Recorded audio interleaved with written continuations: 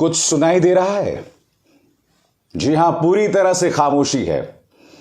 अडानी को लेकर अमेरिकी रिसर्च फर्म हिंडनबर्ग ने एक बहुत ही सनसनीखेज खुलासा किया है, दावा किया है। मगर मजाल है दोस्तों, किसी न्यूज चैनल में इस मुद्दे को लेकर बहस हो रही है।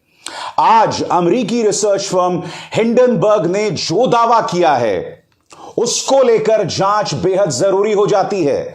उसे लेकर खुद भारतीय जनता पार्टी सरकार कटघरे में है।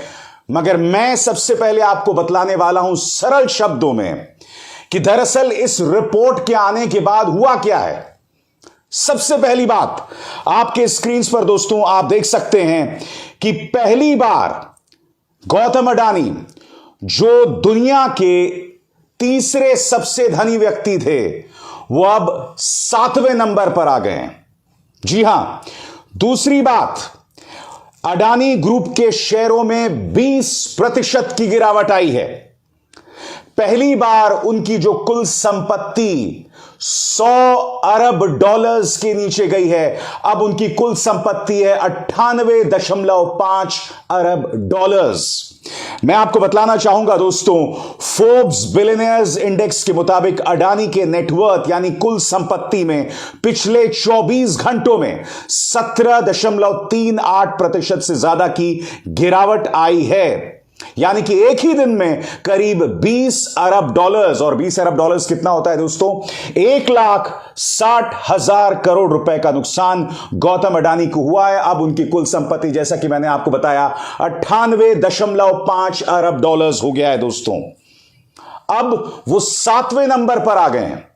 और उनसे ऊपर कौन कौन है दोस्तों? 6ठे नंबर पर हैं ये शख्स बिल गेट्स, 5वें नंबर पर वॉरेन बुफे, लैरी एलिसन 4थे नंबर पर आ गए हैं दोस्तों। और इसी लिस्ट में तीसरे नंबर पर हैं अमेज़न के फाउंडर जेफ बेजोस, दूसरे नंबर पर टेस्ला के सीईओ इलॉन मस्क, और पहली पोजीशन पर बर्नार्ड अर्नोल्ट, जो कि फ्रांस के एक उद्योगपति हैं। दोस्तों, अब वक्त आ गया आपको यह बतलाने का कि दरअसल ये हिंडनबर्ग रिपोर्ट कहती क्या है जिससे अडानी ग्रुप में खलबली मच गई है। 32,000 शब्द, गौर कीजिए दोस्तों, ये आरोप 32,000 शब्दों के अंदर हैं। और वो आरोप क्या लगाए गए हैं, सरल शब्दों में मैं आपको बतलाना चाहता हूं। अमेरिकी शॉर्ट सेलर हिंडनबर्ग रिसर्च की 32,000 शब्दों की रिपोर्ट ने अडानी ग्रुप पर कॉर्पोरेट दुनिया की सबसे बड़ी धोखाधड़ी का आरोप लगाया है।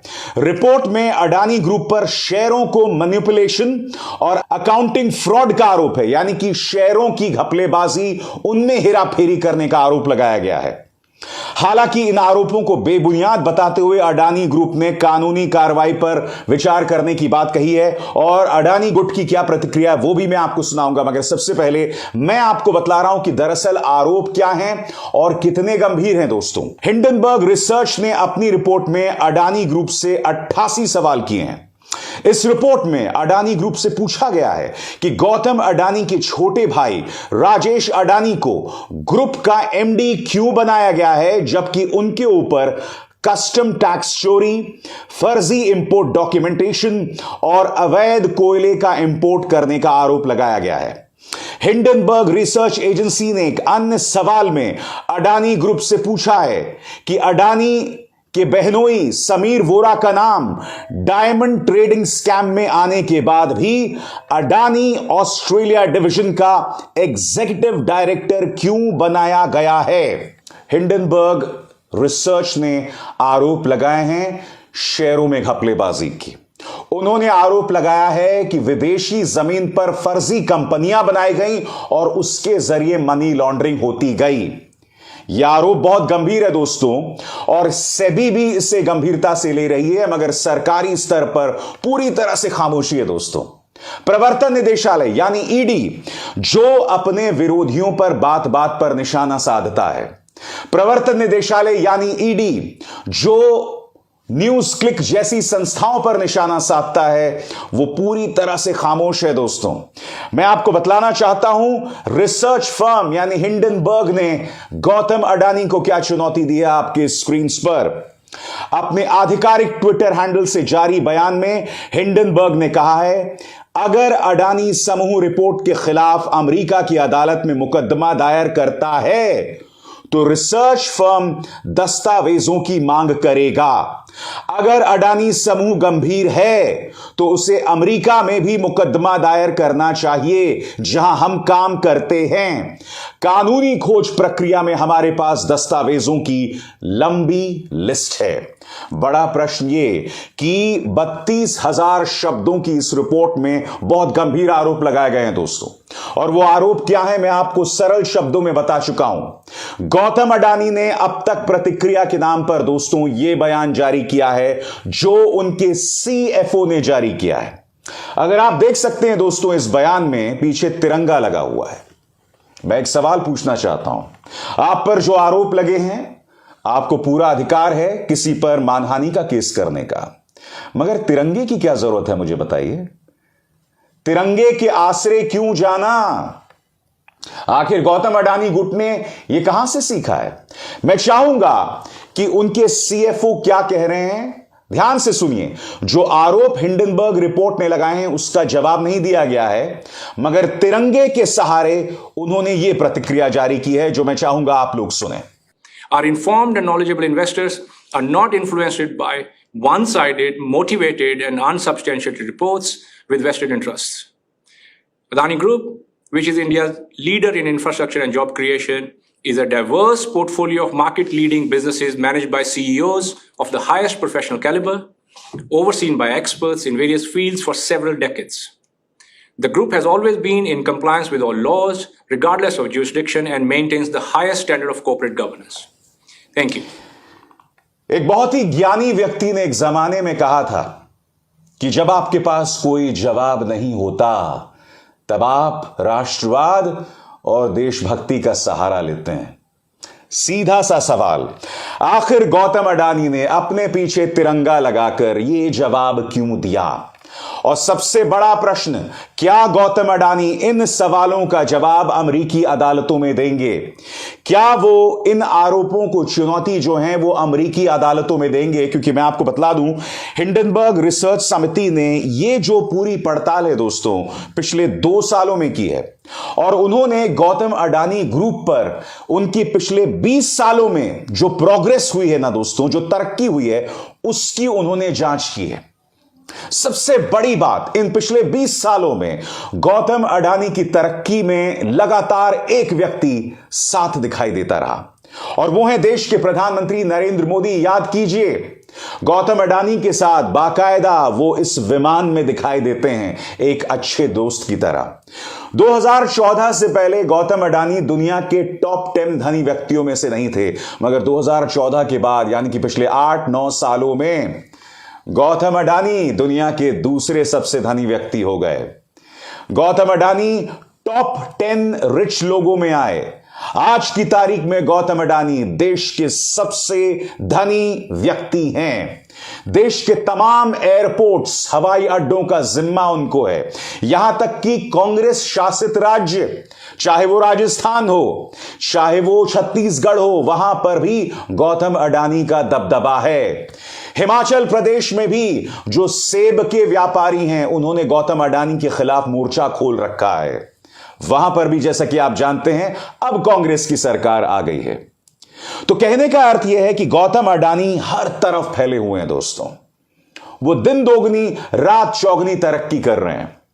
लॉकडाउन के दौरान जहां कई जिंदगियां बर्बाद हो गई, कई मध्यम वर्गीय लोगों ने आत्महत्या तक कर ली, गौतम अडानी लगातार तरक्की करते रहे दोस्तों। आज कांग्रेस ने कुछ सवाल उठाए हैं जिसका जवाब दिया जाना जरूरी है। कांग्रेस के नेता जयराम रमेश ने दोस्तों कुछ सवाल उठाए हैं जो मैं आपके सामने एक एक करके रखना चाहूंगा। कांग्रेस ने पूछे ये सवाल, काले धन के बारे में अपने सभी दिखावों के लिए क्या मोदी सरकार ने अपने पसंदीदा बिजनेसमैन द्वारा अवैध गतिविधियों की ओर आंखें मूंद ली हैं? क्या कोई मुआवजा है? क्या सेबी इन आरोपों की पूरी तरह जांच करेगा और सिर्फ नाम के लिए नहीं? पहली बात। दूसरी बात, वित्तीय गड़बड़ी के आरोप काफी खराब होंगे, लेकिन उससे भी बड़ी बात यह है कि मोदी सरकार ने LIC जैसी सरकारी संस्थाओं द्वारा अडानी ग्रुप में किए गए उदार निवेश के माध्यम से भारत की वित्तीय प्रणाली को जोखिम में डाल दिया है। बीमा निगम, SBI यानी कि भारतीय स्टेट बैंक और अन्य सार्वजनिक क्षेत्र के बैंक, इन संस्थानों ने अडानी समूह को उदारता पूर्वक वित्त पोषित किया है, निवेश किया है। अब कांग्रेस के इस आरोप में एक बहुत बड़ी चिंता है दोस्तों। आप और हम सब LIC में अपनी गाढ़ी कमाई डालते हैं, निवेश करते हैं। हमारे उम्र भर की कमाई दोस्तों बीमा निगम में होती है। अगर जिस तरह से गौतम अडानी जो है पिछले 24 घंटों में उन्हें करीब 20 अरब डॉलर्स का नुकसान हुआ है, LIC को भी लगातार नुकसान हो रहा है दोस्तों। अगर LIC की जो कुल नेटवर्थ है वो सफाचट हो जाती है, तो क्या आप कल्पना कर सकते हैं कि आम भारतीय को कितना बड़ा नुकसान होने वाला है। वो तमाम भारतीय जिन्होंने LIC में निवेश किया हुआ है, जिन्होंने अपनी जिंदगी भर की गाढ़ी कमाई LIC में निवेश की गई है, और मोदी सरकार अब भी खामोश है। और क्या आप जानते हैं कि LIC ने दरअसल कितना निवेश किया है? आपके स्क्रीन पर डेक्कन हेरल्ड की यह पड़ताल दोस्तों, इससे यह पता चलता है दोस्तों कि अडानी की कंपनियों में LIC का कितना निवेश है, कितनी शेयर होल्डिंग है। सबसे पहले अडानी एंटरप्राइजेज में 4.2% की share holding, Adani ports and special economic zone में 9% की LIC share holding, Adani transmission में 3.7% की LIC share holding, Adani green energy में 1.3%, उसी तरह से अडानी टोटल गैस में 6% की शेयर होल्डिंग। और यह सूत्र है ब्लूमबर्ग का।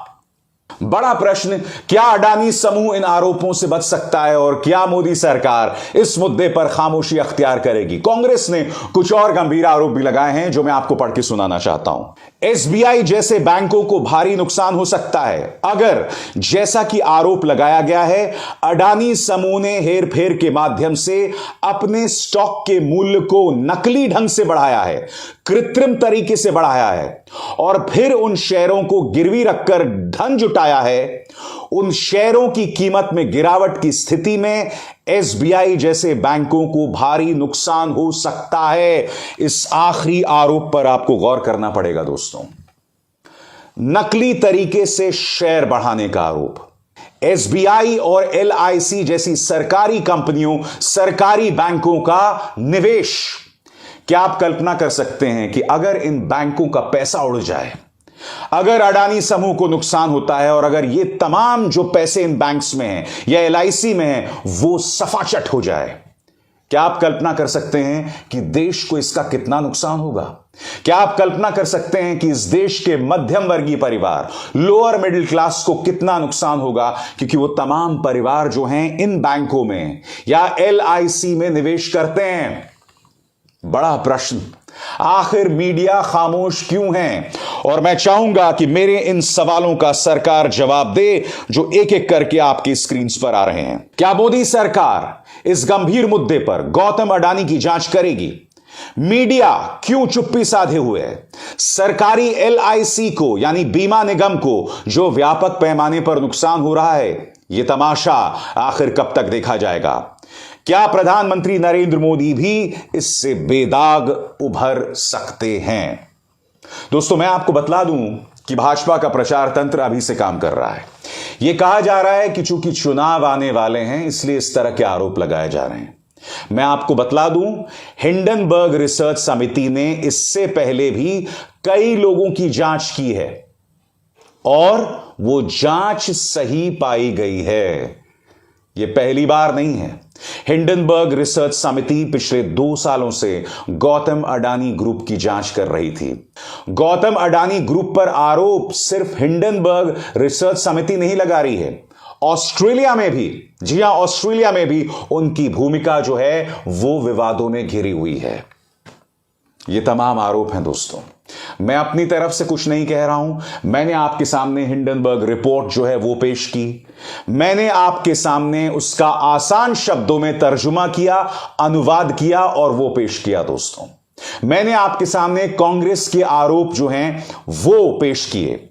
मैंने LIC और स्टेट बैंक ऑफ इंडिया को लेकर जो भारतीय चिंता होनी चाहिए, जो भारतीय मीडिया की चिंता होनी चाहिए, वो पेश किया। दोस्तों, क्या कुछ गलत किया? बिल्कुल नहीं किया।